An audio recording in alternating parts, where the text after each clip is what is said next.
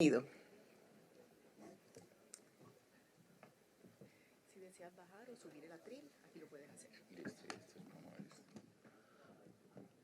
Vale, muchísimas gracias a todos los que están presentes. Gracias a la Andy por abrir este espacio. A Ramiro Santa, el socio del Barómetro Petrolero, al Centro Nacional de Consultoría, a la Agencia Nacional de Hidrocarburos, que ha venido apoyando el Barómetro Petrolero, y si hay alguien allá aquí de la Agencia Nacional de Hidrocarburos, esperamos que en el 2023 sigan apoyando el Barómetro Petrolero. Si hay alguien de la ANH, porfa. Listo, de una. El nombre de la presentación digamos, el panel, digamos, el tema de esta presentación es hacia el futuro, sobre el futuro de la industria y la verdad, ayer cuando estábamos revisando la presentación me pegué una arrepentida tremenda, porque es que el futuro de la industria, yo no sé, yo creo que es difícil saber esta tarde cómo va a estar la cosa. Entonces cada día va cambiando eso. Y pensando un poquito en eso, yo decía, bueno, necesitamos traer un experto para conversar sobre este tema. Y yo quiero decir que en últimas la conclusión de lo que muestra la opinión pública es que la cosa va a estar bien. Entonces, les puedo tener la certeza, la seguridad de que la opinión pública está del lado de esta industria. Esto lo digo yo, lo dice Walter Mercado, créanle a Walter Mercado. Y yo lo que utilizo son encuestas y me toca recurrir a algo más creíble. Nosotros todos los años hacemos 2.580 encuestas que se dividen a nivel nacional y hacemos unos Zoom gracias a las empresas que apoyan esto. Estamos hablando de Geopark, estamos hablando de Sierra Col, estamos hablando de Frontera Energy, de Ecopetrol, desde luego, del grupo Ecopetrol y las diferentes empresas que permiten que este barómetro exista. Las encuestas las hace el Centro Nacional de Consultoría. Cada uno de los encuestas y del trabajo de encuesta es auditado, de tal manera pues que si hay alguien que no le gusta la encuesta, entonces pues le puede mirar la auditada. También le preguntamos a directivos, autoridades de gobierno, y hay un tema muy importante y es que los resultados que les voy a mostrar es ya con el actual gobierno. Y la respuesta, digamos, si los públicos objetivos nos van contestando, los públicos informados nos van contestando. Los directivos, en todos estos años que hemos venido haciendo desde el 2019, es la primera vez en que es mayor el número de directivos del sector de hidrocarburos que considera que en las condiciones actuales, en los próximos 5 años, reducirá sus operaciones. Esto, digamos, es la primera vez que ocurre esto desde que lo hacemos el monitoreo, pero en cualquier sector industrial esto es de la mayor gravedad. Por otra parte, también le preguntamos a los funcionarios de gobierno. Los funcionarios de gobierno que nos responden la encuesta son funcionarios del Ministerio de Minas y Energía, de la Agencia Nacional de Hidrocarburos, de la Unidad de Planeación Minero-Energética, del Servicio Geológico de Colombia, por un grupo. Otro grupo son funcionarios del sector ambiental, del Ministerio de Medio Ambiente, de la Autoridad Nacional de Licencias Ambientales y de las corporaciones autónomas. Y otro grupo son funcionarios de alcaldías. Cuando le preguntamos a los funcionarios, nuevamente este campo se hace ya con el nuevo gobierno, si creen que van a avanzar o reducir en ciertos temas, pues nos encontramos que para los funcionarios, el 51% de los funcionarios del gobierno dice vamos a avanzar en temas de transición energética. Un 48% dice que en este gobierno se va a avanzar en el desempeño ambiental de las operaciones, 39% dice impacto positivo en las comunidades, y va bajando. Y los mismos funcionarios de gobierno, un 24% considera que se va a avanzar en las condiciones jurídicas para las empresas o inversionistas. Pues ya sabemos el tema de las reservas, o mejor dicho, no lo sabemos dependiendo del día, un día sí, un día no. Pero más o menos en términos generales lo que se encuentra es que los mismos funcionarios de gobierno son críticos sobre temas importantes como la seguridad jurídica. Ese es el contexto en que estamos. Y aquí es donde nosotros nos preguntamos a dónde llega este sector para en este momento de transición justa. ¿Qué es lo que traemos? ¿Cómo llegamos en este momento en términos de opinión pública? Primero que todo, la opinión pública en Colombia sabe que este es un sector que aporta. Hay una cosa muy importante y es que desde el 7 de agosto del año pasado, 50 millones de colombianos están tomando cursos de macroeconomía 1. Balanza de pagos, tasa de cambios, importaciones, exportaciones, relación de la industria. Entonces, para Colombia, para los colombianos que hemos estado todo el tiempo en esto, en esta conversación, los colombianos sí consideran que esta es una industria que aporta. Y ha habido una cosa importante, y es que en la medida en que se abrocha o se empuja un sector, la opinión pública tiende a respaldarlo. Fíjense esto. Esto es para, como les digo, esta es la última medición que se hizo a finales del año pasado. En el segundo semestre del año pasado, el 69% de la gente en Colombia cree que la industria del petróleo y gas genera y desarrollo de oportunidades económicas a las comunidades donde opera.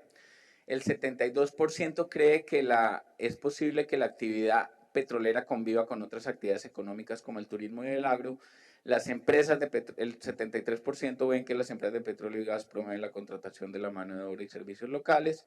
Y el 79% de los colombianos contestó que cree que está de acuerdo con una afirmación, y es que la industria del petróleo es necesaria para financiar los programas sociales de inversión pública del Estado. Y eso tiene una gracia importante porque nosotros llevamos ya muchos años, tanto en el sector de hidrocarburos como en el sector minero, tratando de explicarle a la gente que el principal beneficiario de la industria es el Estado, que existe un socio que es el Estado, y es muy importante que para el 79% de la gente esté ese dato claro, que esta es una industria que le sirve más que todo al Estado. Otro de los aspectos es que esta es una industria que llega coexistiendo con el agro y la ganadería en los territorios. Fíjense frente a esta pregunta. A nivel nacional, si yo le pregunto cuál de los siguientes sectores es el que promueve más el progreso en la región, en Colombia los colombianos tendemos a pensar que la agricultura, el comercio y digamos a gas no está visto a nivel nacional como el que más aporta en la región. Pero aquí tenemos que tener en cuenta que hablan los municipios no productores. ¿Qué es lo que pasa en las regiones productores? En las regiones productoras me encuentro que cuando la gente le digo cuál es el sector que más aporta al progreso de su región, el sector del petróleo y gas convive enteramente con la agricultura y el ganadero. Hay una cosa muy importante y es que para que un proyecto de industria extractiva funcione tiene que estar rodeado por un sistema agrícola que funcione. Porque si no hay un sistema agrícola productor que rodee la operación, pues todo el mundo va a estar pendiente de la operación para emplearse, para contratarse. Entonces, son sectores que conviven con la agricultura. Ahora bien, tenemos unos asuntos pendientes según la opinión pública. El primero, pues desde luego, es que pues, para las regiones no productoras en Colombia, junto con el petróleo y gas, ocupa el segundo lugar como el sector que más afecta al medio ambiente en la mente de la gente en las regiones no productoras. Eso mismo ocurre en las regiones productoras, perdón, es más marcado. Entonces, lo primero que está en la mente de la gente es la afectación del medio ambiente. Y hay una cosa clave que es entender que cuando la gente habla de medio ambiente, en la opinión pública no habla de un asunto técnico. Cuando usted habla de agua, o cuando aquí se habla de agua, se habla de una perspectiva técnica, cuánto se usa. Cuando la gente habla de agua, habla de valores, habla de su propia religión, habla de su manera de ver el mundo. Y es importantísimo que de alguna manera logremos conversar en los temas ambientales sin que la gente perciba que no está en una religión distinta. Todos estamos, digamos, con una preocupación de fondo en el tema ambiental y eso es uno de los aspectos más comunes. El segundo es que hay un desarrollo desigual en el resto del país porque, digamos, esta industria no trabaja donde quiere, sino donde le toca. O sea, si uno va a montar un pozo ahí en la 72 con séptima, no le sale nada. Le toca trabajar en regiones que han sido históricamente abandonadas y donde está el recurso. Y eso, en última, significa que la calidad de los servicios en los municipios productores o la calidad de vida en los municipios productores tiende a ser menor que en los municipios no productores. no quiere decir que la industria los empeore, como es una lectura fácil que se hace frecuentemente. Quiere decir que estamos trabajando en regiones muy rurales, muy alejadas de la institucionalidad y donde el Estado no ha estado presente de manera continua.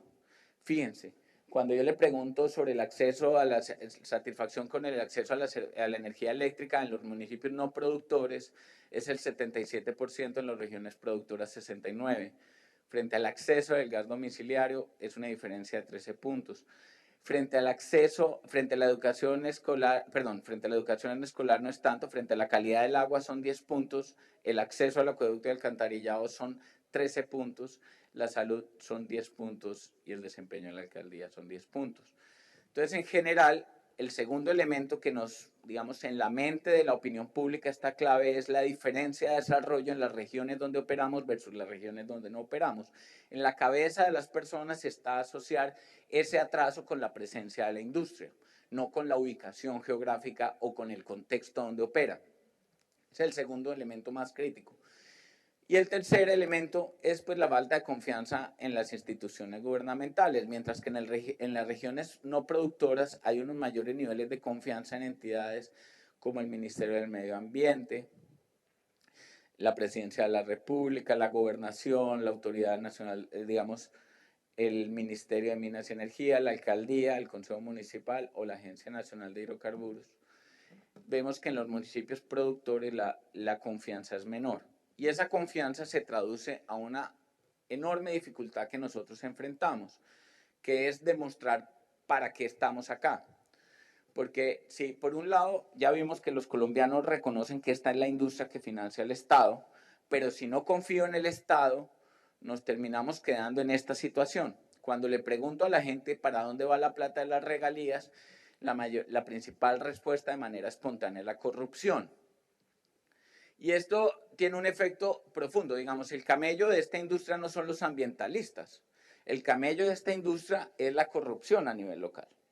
Porque es que no hay mucho que aportar cuando uno dice, yo le estoy sirviendo al Estado, estoy proveyendo los recursos, pero se la tumban. O sea, se ve la gente piensa que se la roban. En medio de todo eso, aún así, puedo afirmar que la industria del petróleo y gas es reconocida en la opinión pública como clave para el país.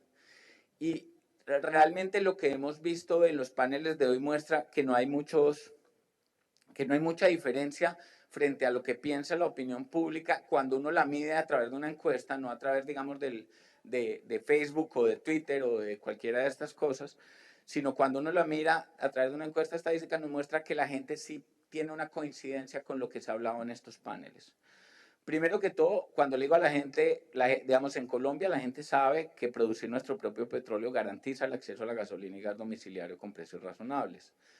Si le pregunto a la gente si la economía del país estaría mejor o peor sin este sector, para las regiones productoras el 64%, para las regiones no productoras el 64% dice que estaría peor, solo un 10% dice que la economía estaría mejor.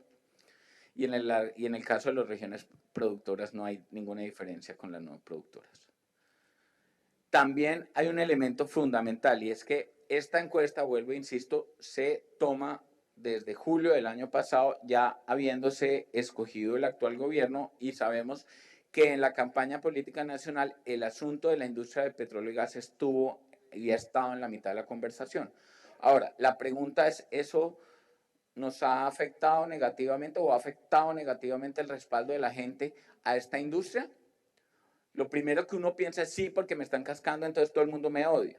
Eso no es necesariamente cierto. Cuando le pregunto a la gente si considera que la industria del petróleo es positiva para el país, en el 2019 el 72% de los colombianos me decía que sí y ha venido subiendo, y hoy en día el 78% de los colombianos dice que esta es una industria positiva para el país. O sea, entre más, digamos, mejor dicho, este debate ha venido en últimas favoreciendo a esta industria y resolviendo un asunto concreto ante la opinión pública. Con respecto a la industria del gas, pues ya eso es mucho más alto. Si le pregunto a la gente si creen que es una opinión, una industria, digamos, perdón, si están de acuerdo con que la industria del petróleo es positiva para su municipio, esto es una cosa muy curiosa, porque normalmente es más probable que una persona me diga que esta es una industria positiva para el país, a que si le digo si es positiva para su municipio. Normalmente la gente, uno tiende a pensar que no quiere que la operación sea en su municipio.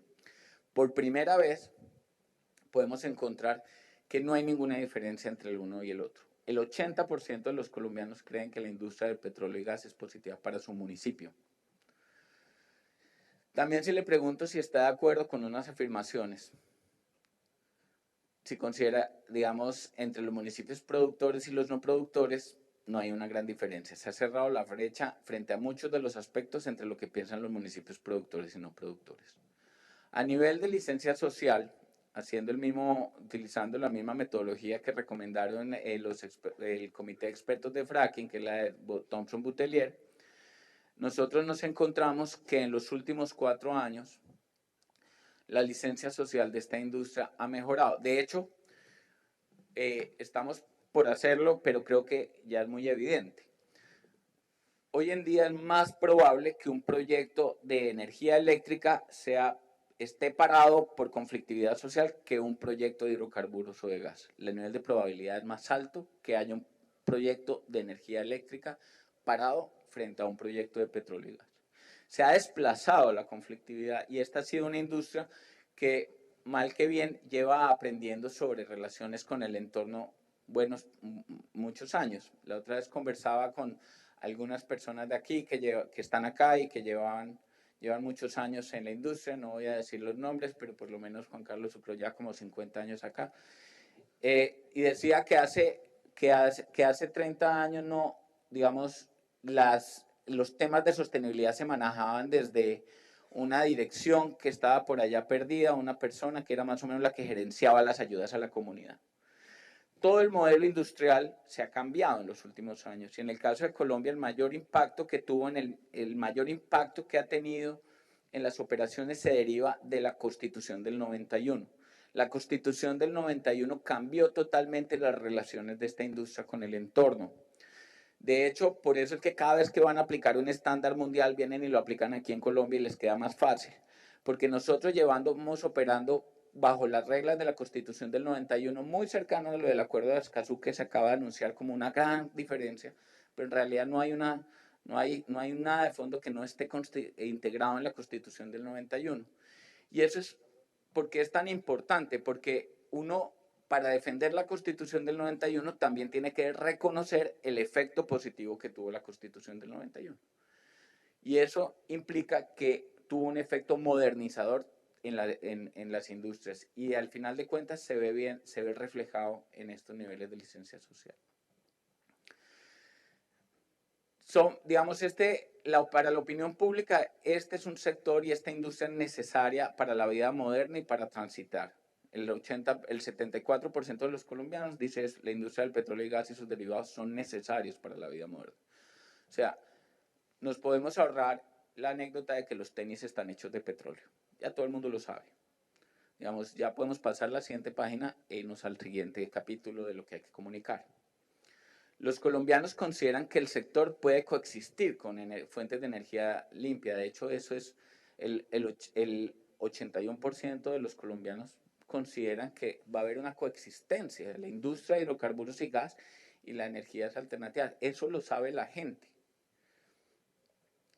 Sobre la transición, los colombianos, el 86% de los colombianos espera que los recursos que genera la industria de petróleo y gas financien las alternativas productivas en la región, que la economía de los empleos, pues la mayoría cree que la economía de los empleos van a afectarse si dejamos de explorar y producir petróleo y gas, y que los trabajos de industria del petróleo pueden mantenerse, y algunos consideran que la industria, el 60% cree que los trabajadores de la industria del petróleo y gas pueden mantener sus niveles de ingreso trabajando en otro sector. Aquí viene la pregunta que me parece más interesante y es que le ponemos a la gente a decir, oiga, en un escenario en el cual Colombia va a jugar un papel importante, ¿cuál es el papel que debe jugar Colombia en términos, digamos, de cambio como líder global? Colombia debe priorizar la superación de la pobreza, aunque esto signifique seguir produciendo petróleo y carbón, Colombia debe suspender toda la producción de petróleo y carbón para enfrentar el calentamiento global. 7 de cada 10 colombianos me dice, prioricemos la superación de la pobreza. Entonces, al final de cuentas, lo que uno encuentra es que toda la opinión pública está de acuerdo la opinión pública en su mayoría está de acuerdo con lo que se ha planteado en estos paneles, y es que la transición energética justa requiere de tiempo. Ahora bien, ya para terminar con estos datos que nos da, digamos, número uno, lo primero que uno debe hablar cuando habla de transición justa es transición justa con quién. Transición justa con el departamento productor, transición justa con Colombia. Entonces, el concepto de transición justa es fundamental complementarlo porque la justicia es relativa. Entonces, siempre hablar de transición justa con. Y el concepto, además de transición justa,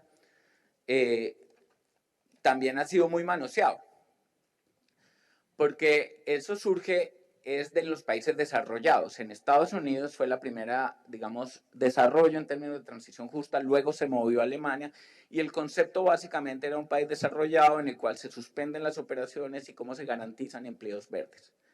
Cuando el concepto de transición justa, que además fue acuñado y es acuñado por movimientos sindicales en Europa, llega a América Latina, los sindicatos en América Latina le dicen, un momento, para mí la transición justa va más allá de los empleos verdes. Para mí la transición justa va más allá de que me impongan una operación diferente, porque además yo no calenté esto. La transición justa con Colombia tiene que tener un balance entre justicia climática y justicia social. Si no, no es transición justa. Y así lo ha indicado el Banco Mundial.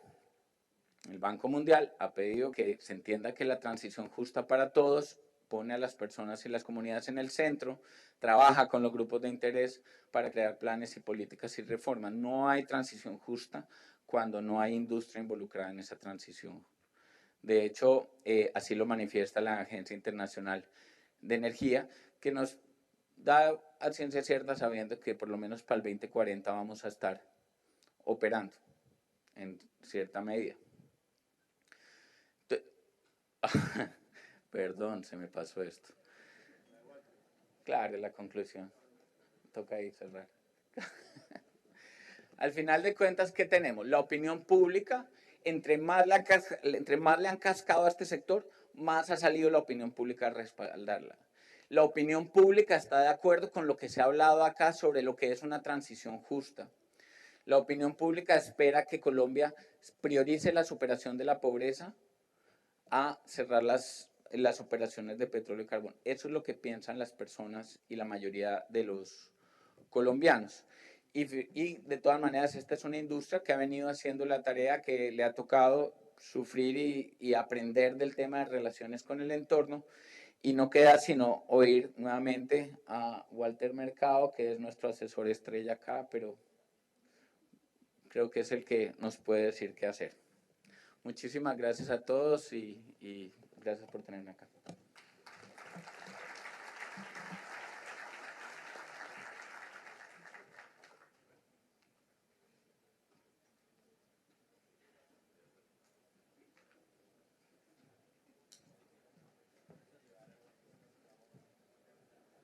Muchísimas gracias, doctor Arteaga, por su intervención.